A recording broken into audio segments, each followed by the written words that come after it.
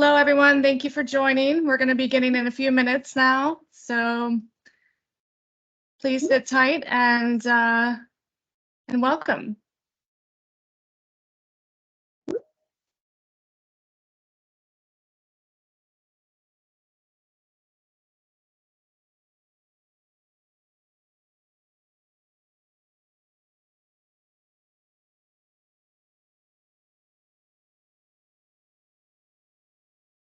Hello, everyone, and welcome to today's webinar on infrastructure modernization. My name is Bianca Beatty, a marketing consultant at Windwire, and I will be your moderator for today's webinar. Today's topic is migrate, modernize, and build with infrastructure automation. Before we begin, let me highlight a few housekeeping items. During the webinar, please feel free to post questions, and we'll try to answer as many as we can at the end. This session will be recorded, and then we'll share the recording within the next 24 to 48 hours. I'm delighted to introduce you to our session speaker, Devang Shah. Devang is the VP of Cloud Technologies at Windwire. He is an accomplished, passionate CXO-facing intelligence apps, cloud infrastructure, and AI executive with over 20 years of global leadership experience.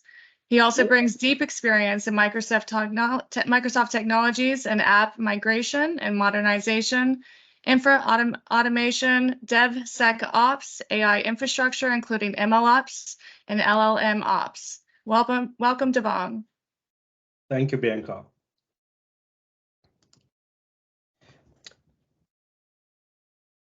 Hello, and welcome to today's webinar, Infrastructure Automation. Thank you for taking time out and being here today. Here's an overview of what I'm going to cover today. We'll look at current state of cloud and some of the common challenges faced by organizations today.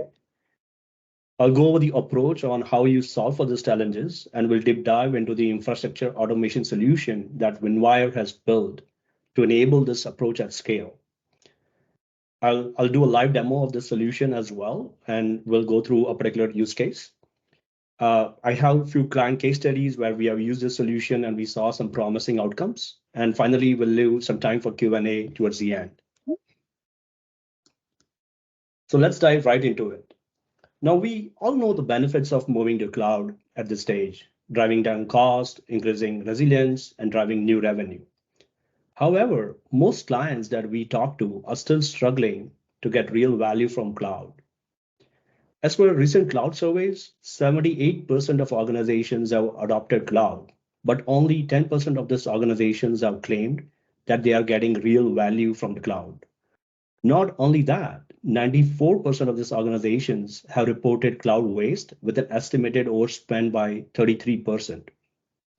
So on one side, there's rising cost, but at the same time, there's an increase in demand to deploy intelligent apps and generative AI workloads to cloud. This is causing infrastructure teams to move from traditional lift and shift approach or provisioning servers to build hybrid and complex infrastructures on the cloud while still maintaining operational efficiency. To meet these demands, app developers are often tasked to learn additional skills to manage operations, which results in slowing down overall software delivery. Now, 9 out of 10 organizations they lack central governance and control and are exposed to security risk. So what are some of the common challenges that we see which is causing this current state? Now, what we see is that project teams are building applications with different architecture designs, thereby creating a unique deployment process for their own particular application. This results in infrastructure teams supporting a vast variety of deployment processes.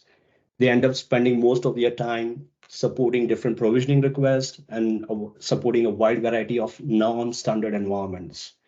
They cannot apply changes system-wide, and they end up solving for the same problems again and again. Now, without a standard deployment approach, IT teams start losing visibility of what exists out there and what is being deployed to the cloud, and it becomes increasingly difficult to control and manage such environments. Slow software delivery also results from the time spent to get approvals for requesting and deploying infrastructure. Now, we have seen organizations where project teams are required to create several tickets to request for dev, test, for environments for their projects. These tickets are then prioritized within the respective teams. They go through approval workflows before they can even be worked upon. Now, we hear this a lot from different teams that, hey, we use some form of automation for our own areas. So let's say security teams are using scripts to grant access, or IT teams are using scripts to configure networks. This is great, but without an integrated automation pipeline, infrastructure provisioning request still takes a long time to get serviced. Now, having one-off configurations and different deployment processes makes it difficult to apply standard policies across these environments. And without governance in place, you are exposed to additional security risks. So how do you solve for these challenges? Now, we know that most of the application development teams have matured when it comes to SDLC. They have automated the process to build, test, and deploy workloads using DevOps. We spoke about this, that using DevOps, they are deploying a wide variety of workloads to cloud, and infrastructure teams are busy keeping up with this pace. To solve for this, we must understand the infrastructure lifecycle and treat this in the same way as application lifecycle. That is, build, test, and deploy infrastructure in a repeatable manner. Now, infrastructure lifecycle involves provisioning infrastructure, all the underlying services, doing configuration management, doing continuous integration and deployment. That is, any changes to the infrastructure, you still have to be able to continuously deploy it and make it available for your project teams. Configuration and secret management, logging and monitoring. Now, to do this at scale, there are two important shifts that the organizations must adopt to build a new cloud operating model. One, standardize and simplify the deployment processes so that a comprehensive solution can be applied across infrastructure, security, and monitoring. And IT teams must shift from traditional support organization to platform teams that plays an enabler role for rest of the organization. So how do you get started with this journey? You can jumpstart your automation journey at scale using Winwire's infrastructure automation solution. This solution includes predefined templates. This templates includes all the infrastructure as code modules for provisioning underlying cloud services. These templates also come with standard boilerplate application code for cross-cutting concerns specific to that particular template. We'll deep dive more into this as I get into the demo. The solution also includes a foundational end-to-end provisioning pipeline that can take any of this predefined template and provision it in a completely secured manner. It enforces resource tagging and sizing policies even before the resources are provisioned. And lastly, you can control the cost using budget tracking and approval workflows, allowing your business unit and IT owners to manage costs proactively instead as an afterthought. So let's jump right into the demo. Let's say you are a lead on the project and you're tasked to, your project team is building a patient scheduling app. Now your project team goes to the requirements, builds architecture and infrastructure designs, and present it to your architecture board to get it approved. Next, as a project owner, you will go ahead and create tickets to request for dev test environments where your project team can deploy your workloads. Now, the solution that we have built simplifies this entire process and democratizes infrastructure deployments. So let me jump right into it. So as a first step, what you need to do as a project owner is you need to register your app in your app inventory. Now, if you already have an CMDB, our solution easily integrates with your existing CMDB solution. If not, then the solution comes with a small app inventory module as well. So the first step, you will go ahead and create a new app registration. Let's say it's a patient scheduling app. So I'm going to give it a code. I'm going to enter the name of the app. Obviously, every application owner wants their application as a critical application. Let's say it belongs to the commercial business unit. I'm the owner of this application. I will go ahead and enter my email, and then I'll enter a brief description of what this application does. So this creates an app registration. Basically, it creates all the applications that are in your inventory in your CMDB. As a next step, I'll go ahead and create a cloud provisioning request as a project owner. Now, just remember, I have not gone to any ticketing systems. I'm just coming into this solution and creating a new request. Now, let's say your patient scheduling app, as you went to the requirements, it needs a web interface, it needs APIs, it needs a storage.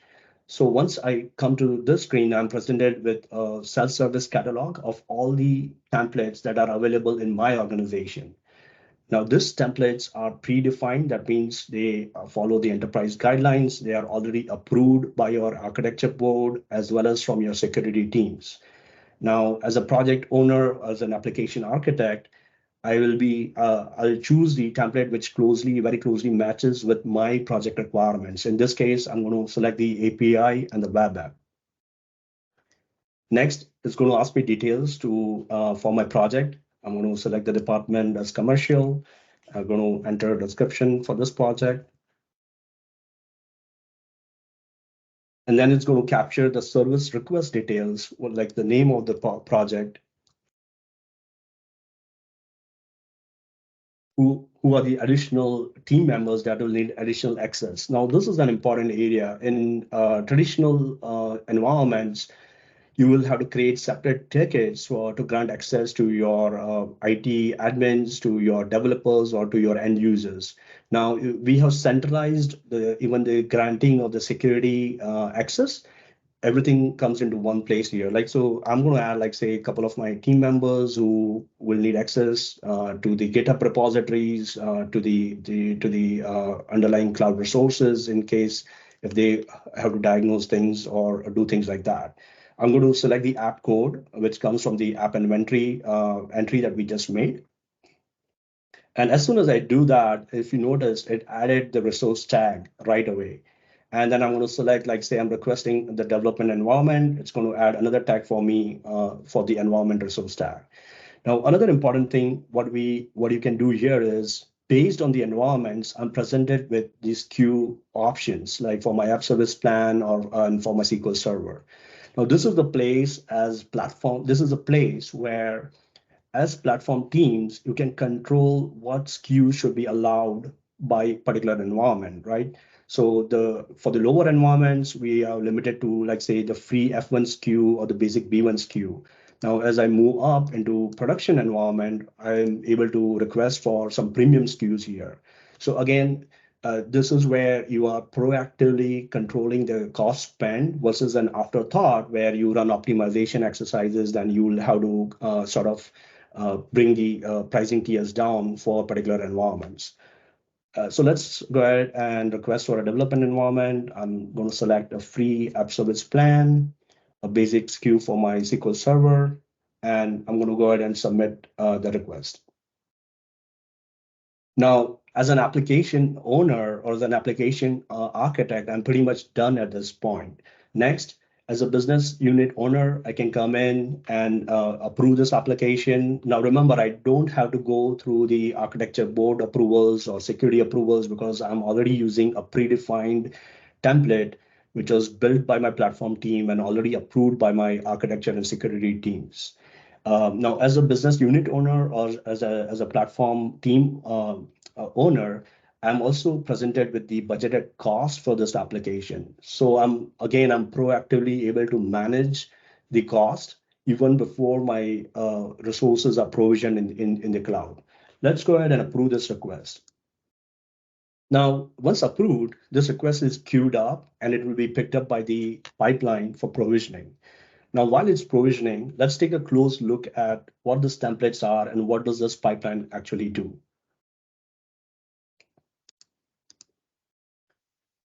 So a template captures all of the underlying artifacts which creates a standard baseline using enterprise principles.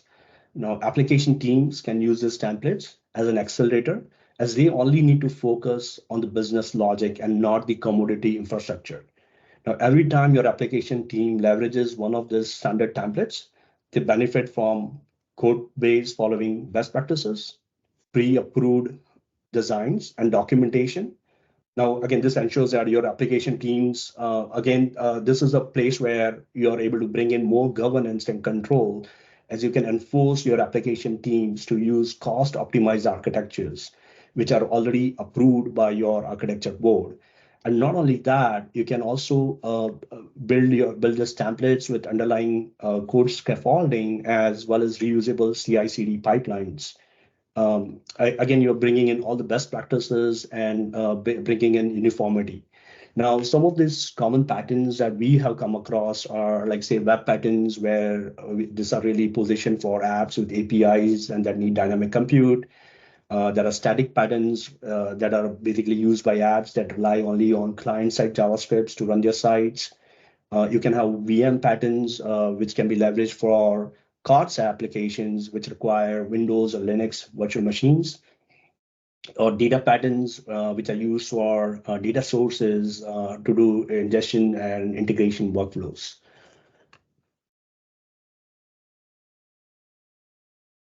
I did speak about the end-to-end infrastructure pipeline that comes built as one of the standard solution components that we have built here.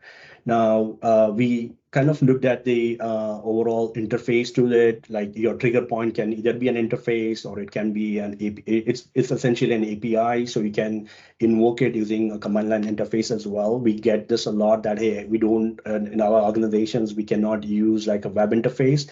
That's perfectly fine. You can still trigger this pipelines using CLI.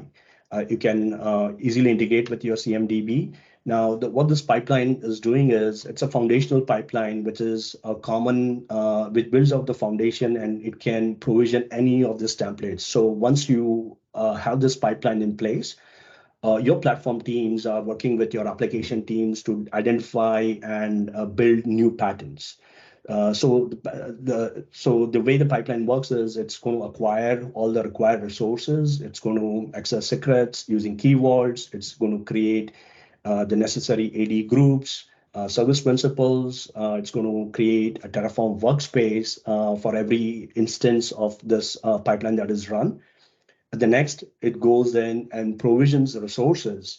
That is, it creates an application landing zone with standard network configuration. That it will go ahead and then provision the resources, do the configuration management. This is where, like, say, if you already have configuration management tools like Ansible, you can run an Ansible job to do the right configuration management. It will go ahead and clone the code repository templates that I was talking about. And it will trigger the CI/CD pipelines for this code repos as well. And lastly, once it verifies that once everything is provisioned, it's going to go ahead and send a success or fail summary, and as well as like entire environment details, along with the links to your environment as well as the Git repositories. Now let's go ahead and see if this pipeline that we triggered is still running. So here's the platform automation pipeline. That is the standard pipeline that I was talking about. This is the one which basically does the sheer amount of work in terms of provisioning resources in a secure manner, as well as cloning your templates, Git templates, and kicking off the CI/CD pipelines. We are using Terraform and GitHub Actions here. Again, it can be extended to integrate with your existing tools very easily as well. So let's look at the see if it has done the run here. Yeah, looks like it went ahead and it processed the particular template that I had requested for. It went ahead and it processed that, and it should have generated an email with all the environment details. Let me see if I can quickly share that. So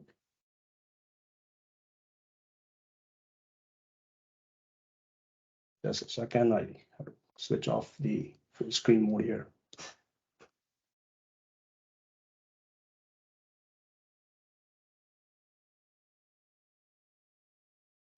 Just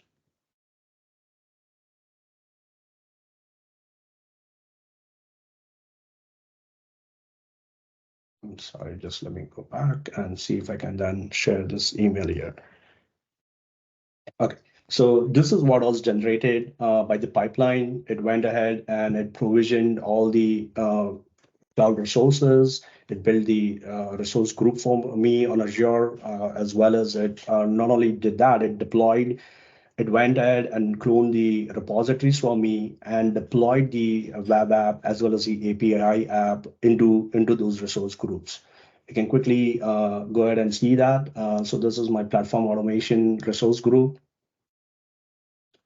I'm in the platform automation subscriptions where I can see the different resource groups. So that is the new resource group that was just created. So the commercial department, patient scheduling app, and the development environment. So again, you can enforce your naming conventions, your policies using everything as code paradigm. And then it went ahead and deployed the app service as well as the SQL Server for me, along with the storage accounts, along with application insights, as well as a container registry for me to start deploying my containers. And let's look at the code repositories that were created for me for my project team as well. So if I go ahead and check this, I have two repositories that were cloned and created for me out of this template. So we have an UI template repository template, and we have an API repository template. This both code repository templates has the boilerplate code that is required for the web and API pattern which was selected. So what the provisioning pipeline did is that it went ahead and cloned those repositories for my project team. And at this stage, my project team is pretty much good to go and start building their own features.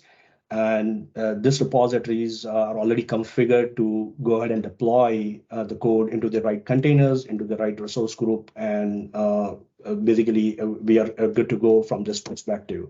So as you just saw, we were able to create we are able to take like an entire end-to-end process and simplify it to an extent that within minutes, your project teams are ready to go ahead and build your functional features, really focus on that business logic that they need to build versus worrying about security access, requesting for dev test environments, building out CI/CD pipelines, requesting access to deploy those pipelines as well. So we pretty much went like, we took processes that takes usually spans across days and weeks and we're able to bring it down into minutes. So let's quickly look at the some of the benefits that we realized using this solution. So again, now since we are using simplified provisioning using standard patterns, your infrastructure teams are able to really just focus on strengthening out those patterns or building out new templates versus constantly supporting provisioning requests. This really reduces your operational overhead. Also, you are controlling costs by using low cost architectures. Also, this gives you a good lever to your platform teams where, like, say, a new cloud service is just introduced, right? The platform teams can vet it out from a security perspective, from a risk perspective, before it is made available to your project teams as part of the standard service catalog. Again, this once you start with this automation journey, and if you are not going to be, like, say, you're decommissioning your applications, you can easily reclaim those resources as when they are not needed. Now, from a project team's perspective, right? You just saw that the new environment was provisioned within minutes. So we went down from days into minutes. We are using pre-approved designs, which these designs are approved by your architecture teams and by security teams. That means that it leads to faster automated approvals, and there's no more like waiting for their time to kind of get their approvals and then running around to go and request for the environments.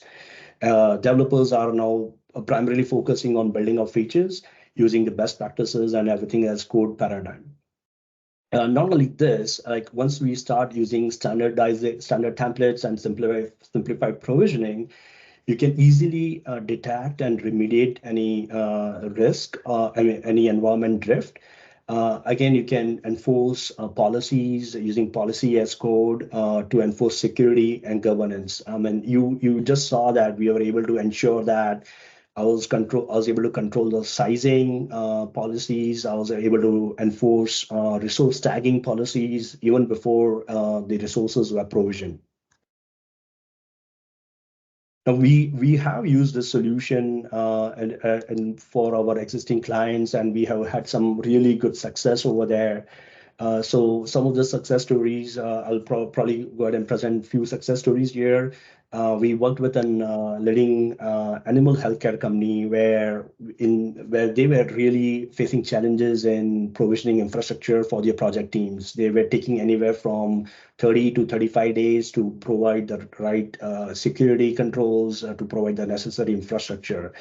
We were able to leverage our infrastructure as code solution to automate this entire process, ensuring that everything was provisioned using zero trust security. And what we saw was that the deployment speeds were improved by 30 to 40%, and the operational costs went down by 50%.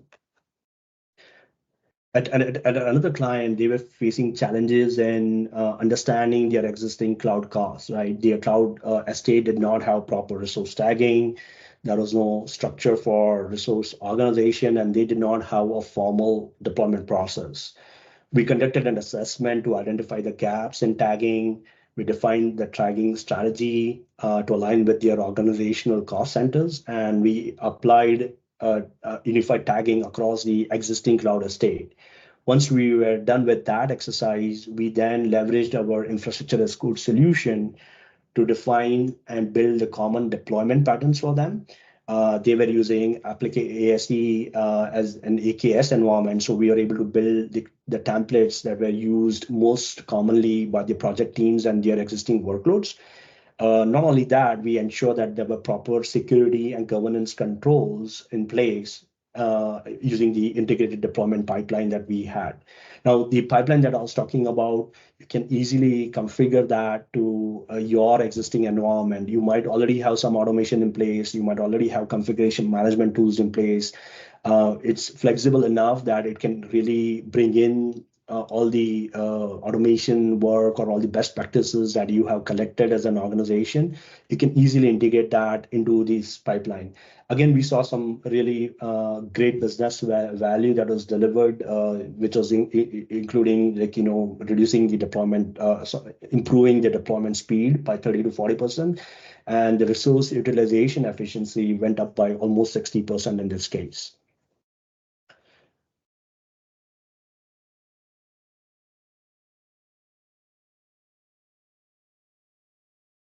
So what you see here is a typical maturity journey when it comes to infrastructure automation. Like you have singular teams, they are applying ad hoc approach, and they are building out tactical solutions. You then start building standardization where you take up a centralized approach. You start enforcing policies. You want all of your application teams, network teams, security teams, and infrastructure teams to start collaborating. And lastly, you get to a place where you're going to be able to do self-service provisioning. You are going to be able to do automated remediation. Now, you can fast track this entire journey using Winwire's proven solution and unlock the strategic initiatives that you have been planning for.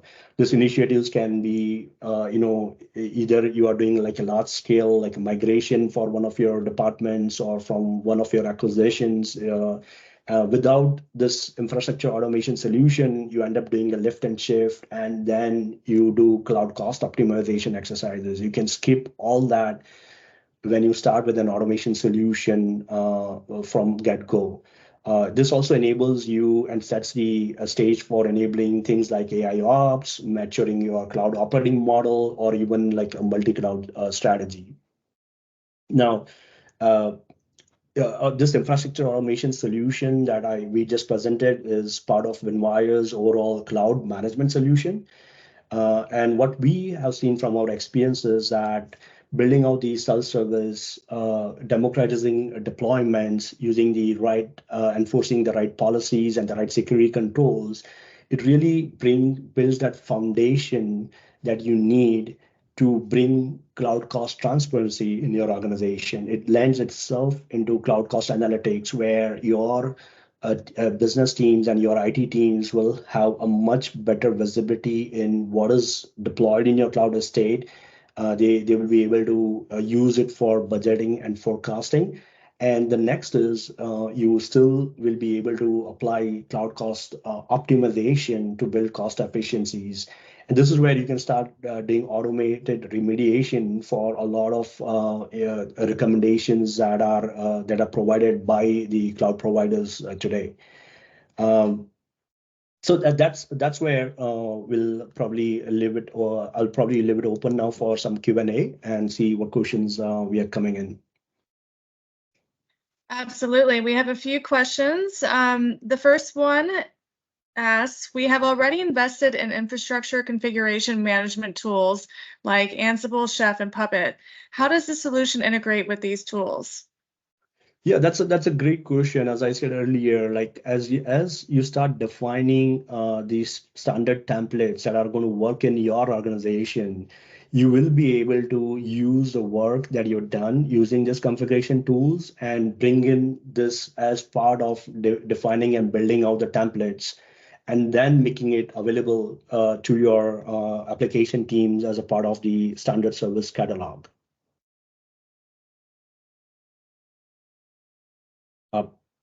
Yep, absolutely. So another question is, we have invested in Azure DevOps.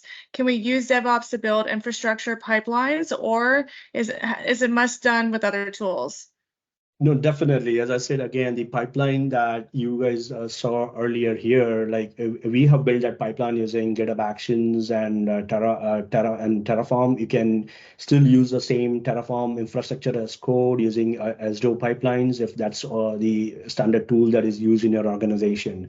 Again, what the pipeline is doing is it's orchestrating the different pieces in the process, where it's going to go ahead and do the secrets management, configuration management, and you can really do that orchestration using Azure DevOps as well. Great. Another question comes in, given the way we work in our company, a UI-based interface to approve and trigger builds will not work for us. We're used to command line tools and we want to continue with that. Will you please advise on this? Definitely. And this is a very common scenario where for some of the larger teams out there, they are not comfortable using web interfaces to approve a provisioning request or to go ahead and deploy their infrastructure.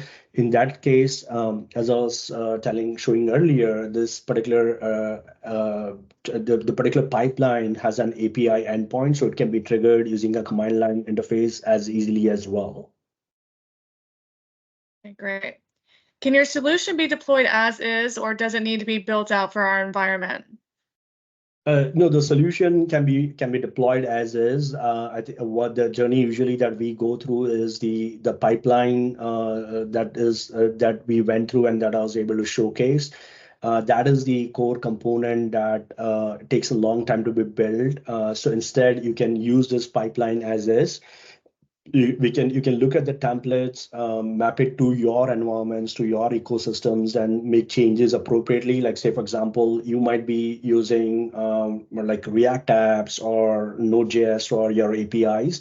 You can bring in those boilerplate code repositories, and we can easily configure those templates so that when you are requesting for that particular template, you can clone the appropriate repositories. So to answer the question, definitely the solution can be deployed as is. It can really jumpstart your automation journey using the solution. Great. We have one last question to cover. If you haven't already asked a question, please go ahead and enter it into the chat box if you have something to ask Devon. Else we will shortly conclude the Q&A. The last question is, you spoke about cloud cost analytics and optimization. Can you please share more details on the same? Sure, definitely. One of the things that, and one of the case studies that, or success stories that I went through was like, where the organizations have difficulty understanding their cloud cost. So one of the key aspects of this solution is that you're enforcing your policies from a resource tagging perspective, from other governance policies, before even you're provisioning your resources. Now, this lends itself into allowing you to view your cloud cost by your line of business, by line of department, as well as at an application level. Now, I can quickly show some of the other modules that I've been talking about. And it's part of, as I was saying, the cloud provisioning, which is a self-service, cost analytics, and cost optimization. These three modules are part of our larger solution, cloud services management. And so when it comes to cloud cost analytics, we have built, it comes with standard dashboards that your IT teams and business unit teams can use to drill down and understand to understand the cost, consumption cost on your cloud. Like as you see, this is an executive leadership board where you can go ahead and look at your budgets versus actuals. You can look at the actual cost by business unit. What is the spend for that particular business unit? Not only that, you can also look at what is the spend by environment, right? Like say, for example, you are spending a whole lot on your dev environments. That's something that you want to look at and see, are there any optimization levers? Now, this was possible only because we had a solution, a standard and a structured approach to enforce the right tagging policies, to enforce the right governance policies as well. Again, there are multiple dashboards here. Like say, if you're a business unit owner, you are most interested in which application in my business unit is costing the most, right? Obviously, there will be some known applications, but then it obviously we have seen it really uncovers those unknowns as well, and then you can see the trends by the environments as well. And lastly, if you are an application owner, you can really drill down into what are these resources that are consuming the most, or how's this cost spread across actuals and forecast. And you can really then start looking at this data trends and see what sort of optimization levers you can really apply. So I hope really that answers that question on how the self-service provisioning infrastructure automation lends itself into building out cloud cost transparencies and enables you to start building out cost efficiencies. Absolutely. Thank you for that. And thank you very much for your questions. On behalf of Windwire, I'd like to extend my gratitude to Devon for a wonderful session. Today's event will be available within 24 to 48 hours for on-demand access by going to windwire.com. If you'd like to stay on top of the latest news, technology solutions, and events, please follow us on our LinkedIn, Twitter, and Facebook pages for up-to-date information.